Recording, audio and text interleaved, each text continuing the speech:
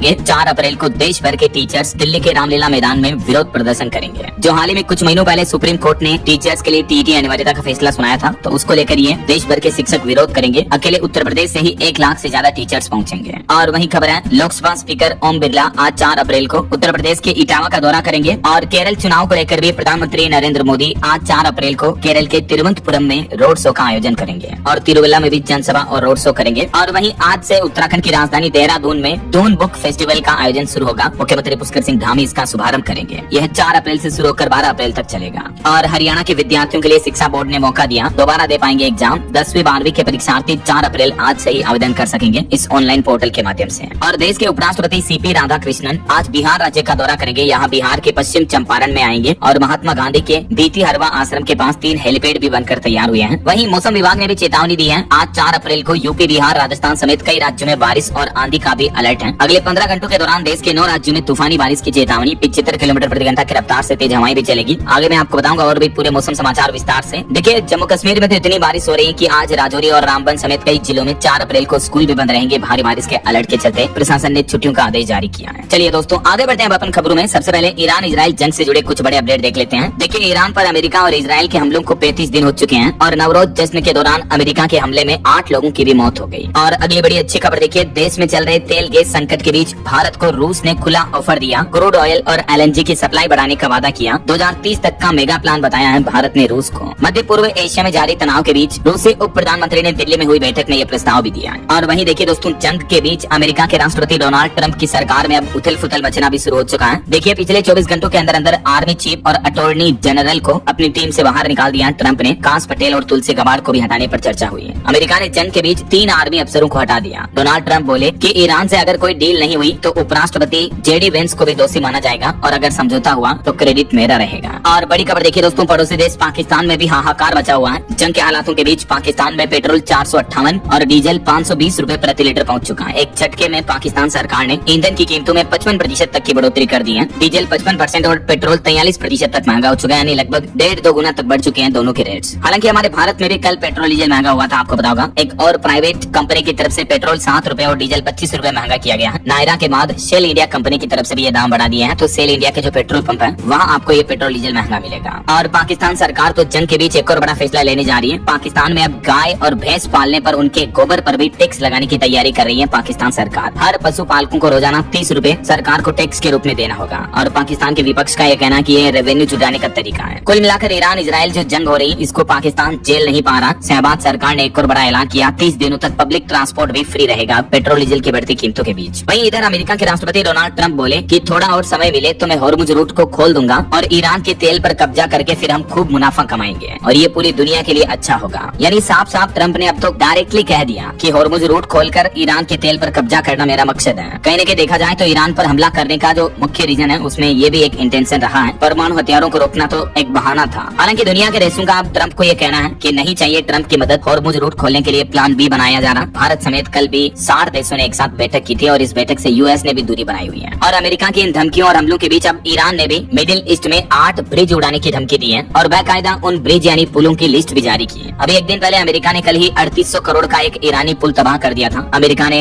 Missile के जरिए Iran का करज ब्रिज उड़ा दिया और इस ब्रिज पर हमले में ईरान में कई लोगों की मौत भी हो गई। तो अब इस कराज ब्रिज का बदला लेने के लिए ही ईरान ने भी कहा है कि मिडिल ईस्ट में हम भी 8 बड़े ब्रिज उड़ाएंगे, क्योंकि ये ईरान का सबसे ऊंचा पुल था ब्रिज, जिसको अमेरिका ने तोड़ दिया हमले में। और इस बीच एक बड़ा दावा किया जा रहा है कि ईरानी सेना ने अमेरिकी हेलीकॉप्टर को भी गिराया, जो कि ईरान द्वारा पहले अमेरिका के उड़ाए गए फाइटर जेट के पायलट की तलाश में घुसा था। और उधर ईरान ने पायलट को जिंदा पकड़ने पर इनाम भी रखा है, क्योंकि हाल ही में कुछ दिनों पहले आपको पता होगा ईरान ने एक अमेरिका के विमान को मार गिराया था। अमेरिका का जो F-35 फाइटर जेट था उसको ईरान ने हमले में तबाह कर दिया। तो उस फाइटर जेट के जो पायलट थे उनको बचाने के लिए यूएस ने बचाव अभियान शुरू किया। और उधर ईरान की राजधानी तेहरान का कहना है कि जिंदा खोजो उस पायलट को तो हम इनाम देंगे। आखिरकार अब ये अमेरिका ने भी खुद मान लिया कि ईरान ने हमारा F-35 फाइटर जेट मार गिराया था। यही वजह कि अमेरिका ने अब इसके लिए ऑफिशियली रेस्क्यू ऑपरेशन भी लॉन्च कर दिया है और ईरान ने उस फाइटर जेट के पायलट को जिंदा पकड़ने पर $60,000 का इनाम भी रखा है। हालांकि एक और फाइटर जेट विमान F-15 का लापता पायलट तो मिल चुका है, अब F-35 पायलट की तलाश जारी है। चलिए अगली बड़ी खबर देखिए, ईरान ने अमेरिका का 48 घंटे सीज फायर का प्रपोजल भी ठुकरा दिया। फाइटर जेट के बाद अब एक और अमेरिका के हेलीकॉप्टर पर भी ईरान ने हमला किया, जो अमेरिकी पायलट की तलाश में ही गया था। और अमेरिका ने ईरान को 48 घंटे का सीज फायर ऑफर भी दिया, लेकिन ईरान ने अब उल्टा इस ऑफर को ठुकरा दिया। मतलब अमेरिका अब भले भले ही अपने कदमों को पीछे खींच रहा, लेकिन ये युद्ध उस कगार पर पहुंच चुका कि अब ईरान खुद इस युद्ध को रोकने के मूड में नहीं है। देखिए जरा आप। और इस बीच डोनाल्ड ट्रंप ने एक और बड़ा फैसला लिया। अमेरिका ने पेटेंट वाली दवाओं पर 100% टैरिफ लगा दिया है। भारत पर मिश्रित प्रभाव की आशंका पड़ेगी इससे, मतलब थोड़ा बहुत मिला जुला प्रभाव इससे भारत पर भी देखने को मिलेगा, क्योंकि भारतीय जेनेरिक दवाइयां फिलहाल इस शुल्क से मुक्त हैं, जो भारत के लिए महत्वपूर्ण है। और वही खबर है दोस्तों, युद्ध के हालातों के बीच अमेरिका की ट्रंप सरकार ने विस्फोटक बजट भी जारी किया। देखिए, ईरान जंग के बीच अमेरिकी सेना को यूएस आर्मी को 125 लाख करोड़ रुपए बजट दिया जाएगा, जो कि सेकेंड वर्ल्ड वॉर के बाद अब तक का सबसे ज्यादा बजट है। और खबर देखिए, ईरान इजराइल तनाव का असर हमारे भारत में भी मजदूर श्रमिकों पर देखने को मिल रहा। बिहार में भी 201 श्रमिक लौटे, प्रशासन अलर्ट मोड में है, क्योंकि युद्ध के हालातों की वजह से इंपोर्ट एक्सपोर्ट डिस्टर्ब हो रहा है और इस वजह से कई सारी फैक्ट्रियां, कल कारखाने, काम धंधे, उद्योग बंद हो चुके हैं। ये वजह की श्रमिकों मजदूरों के पास काम भी नहीं है। देखिए, मध्य प्रदेश से भी ये ग्राउंड रिपोर्ट आ रही है कि एमपी में 5,500 से भी ज्यादा फैक्ट्रियां बंद होने की कगार पर है। 20,000 कर्मचारियों को तो जॉब से निकाल दिया गया, 30,000 कर्मचारियों की सैलरी आधी कर दी गई, 3 शिफ्ट का काम 1 शिफ्ट में ही चल रहा है। ईरान इजराइल अमेरिका के युद्ध का असर मध्य प्रदेश के डेट्रोइट कहे जाने वाले औद्योगिक क्षेत्र पीतमपुर पर भी बढ़ता जा रहा है। पहले एक्सपोर्ट ठप हुआ, अब नौकरियों पर संकट छाने लगा। वहीं देश भर में गैस सिलेंडर की क्राइसिस के हालातों के बीच इंडियन ऑयल कंपनी का कहना है कि देश में एलपीजी की फिलहाल कोई कमी नहीं है। हर रोज 28 लाख सिलेंडरों की डिलीवरी हो रही है। सरकार भी बोली कि हर दिन 28 लाख सिलेंडर की डिलीवरी अकेले इंडियन ऑयल कर रही है, तो बेवजह लोग बाग कतार न लगाएं। सरकारी तेल कंपनी ने भी लोगों से यह अपील की है। तो ये कुछ युद्ध का माहौल चल रहा।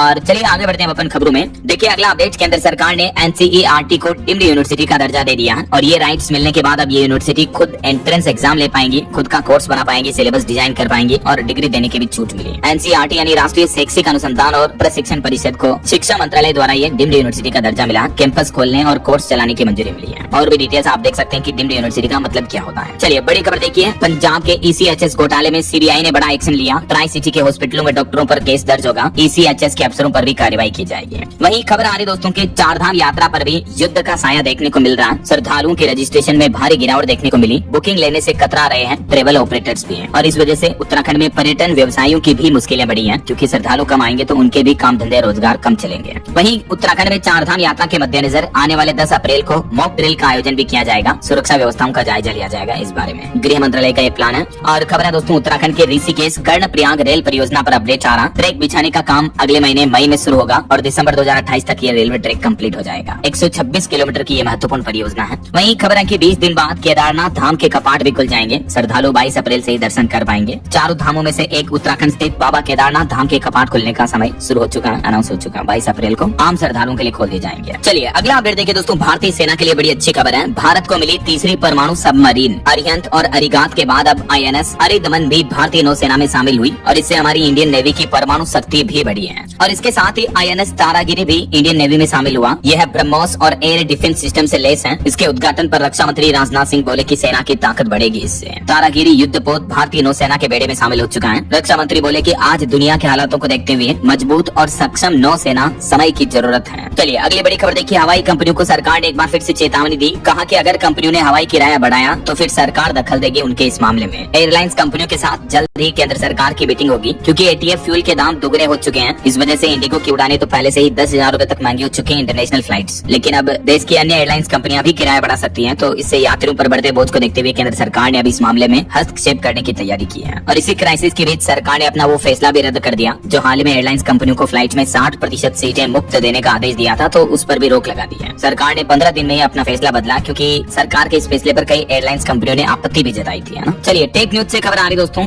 जीमेल यूजर्स अब अपना ईमेल एड्रेस बदल सकेंगे। गूगल कंपनी एक नया फीचर लेकर आ रही है। हालांकि उस बदले हुए एड्रेस के मेल भी आपके पुराने इनबॉक्स में ही आ जाएंगे। दरअसल गूगल ने अपने ईमेल प्लेटफॉर्म जीमेल में नया फीचर लॉन्च किया, जिससे आप अपनी ईमेल आईडी का यूजर नेम जो @gmail से पहले वाला हिस्सा होता है उसे बदल सकेंगे। और यूजर नेम बदलने पर भी पुराना एड्रेस भी बना रहेगा। पुराना वाला एड्रेस आपका एक अल्टरनेट ईमेल बन जाएगा। ऐसा जीमेल यूजर नेम बदलने की क्या स्टेप्स हैं ये देख सकते हैं आप। हालांकि 1 साल में एक बार ही आप अपने जीमेल एड्रेस को बदल पाएंगे। और मोबाइल फोन लॉन्चिंग पर भी खबर है। ओप्पो फाइंड X9 लॉन्च हो चुका, कीमत इसकी 75,000 है। ऑटो इंडस्ट्री से खबर आ रही है, 2026 सुजुकी बर्गमैन स्कूटी भी भारत में लॉन्च हुई, जिसकी शुरुआती कीमत 1 लाख रुपए है। इसके टॉप वेरिएंट में आपको TFT डिस्प्ले मिलेगा और कंपनी का कहना कि 24.5 लीटर का इसमें बड़ा बूट स्पेस, इतनी बड़ी डिग्गी स्टोरेज भी मिलेगा। 124 सीसी इंजन मिलेगा इसमें। चलिए दोस्तों अगली बड़ी खबर देखिए, गृह मंत्री अमित शाह असम में जनसभा में बोले कि असम में भी यूसीसी लाएंगे, इससे आदिवासी बाहर होंगे। बंगाल में ममता बनर्जी ने कहा कि वोटर लिस्ट में घुसपैठिए तो मोदी कैसे जीते, पहले वो इस्तीफा दें। विधानसभा चुनाव की तैयारियों के साथ ही पक्ष विपक्ष की बयानबाजी और जनसभाएं, जन आंदोलन देखने को मिल रहे हैं। और इस बीच चुनाव आयोग ने बंगाल के खंड घोष की ज्वाइंट प्रिंट वीडियो को भी सस्पेंड कर दिया है। ये देख सकते हैं भारतीय निर्वाचन आयोग ने इस बारे में ऑर्डर भी जारी किया। और चुनाव आयोग का प्लान है पश्चिम बंगाल में चुनावों के दौरान सुरक्षा का आयरन कवच बनाया जाएगा। मतगणना के बाद भी सीएपीएफ की 500 कंपनियां तैनात रहेगी।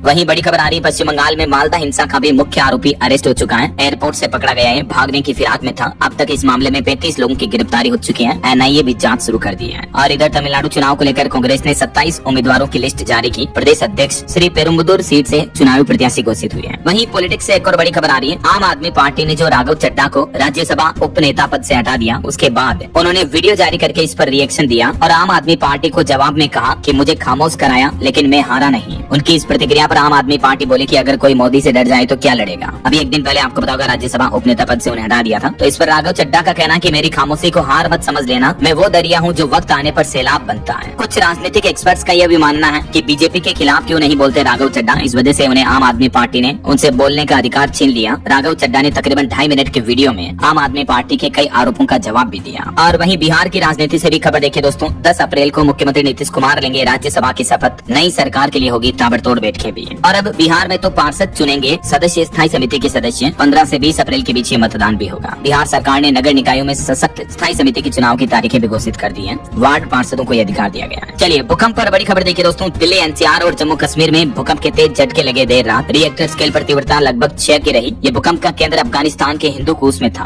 हालांकि गनीमत रही कि किसी तरह के नुकसान की खबर नहीं है। दिल्ली समेत उत्तर भारत के कई राज्यों में ये भूकंप के झटके महसूस हुए हैं। और जहरीली शराब पर बड़ी खबर देखिए दोस्तों। बिहार के मोतिहारी में फिर से जहरीली शराब ने कई परिवारों को रुला दिया। देखिए शराब से 5 लोगों की मौत हो गई और 6 लोगों की तो आंखों की रोशनी चली गई। 7 लोग अभी भी गंभीर हालत में हॉस्पिटल में भर्ती हैं। शराब बेचने वाले के खिलाफ हत्या का केस भी दर्ज हुआ। एसएचओ को सस्पेंड कर दिया गया। चौकीदार भी गिरफ्तार किया गया। देखिए बिहार में एक बार फिर से जहरीली शराब मौत का तांडव मचा दिए। मोतिहारी में 5 लोग मर गए, 15 की हालत गंभीर और 6 की आंखों की रोशनी चली गई है। और शराब से मौत की एक और बड़ी घटना उत्तर प्रदेश के मेरठ में भी देखने को मिली। देखिए मेरठ में शराब पीने से कारोबारी समेत 3 लोगों की मौत हो गई। परिजनों ने अस्पताल में हंगामा किया। सरकारी ठेके से खरीदी थी ये शराब। चलिए अगली बड़ी खबर देखिए दोस्तों। अयोध्या में बुर्का पहनकर लूटने वाली महिला तो हिंदू महिला निकली। 4 महीने की गर्भवती थी ये। खिलौना पिस्तौल दिखाकर ज्वेलरी लूटी थी। बॉयफ्रेंड के साथ गिरफ्तार हो चुकी है। अभी एक दिन पहले का जो मामला आया था, तो इस मामले पर जांच में अब खुलासा हुआ है। बुर्का पहनकर चोरी की लूट की घटना करने वाली लड़की हिंदू है। अपने बॉयफ्रेंड के साथ मिलकर इसने वारदात को अंजाम दिया। यूपी पुलिस ने देर रात दोनों को गिरफ्तार कर लिया है। 25 और 27 साल की उम्र है इन दोनों गर्लफ्रेंड बॉयफ्रेंड की।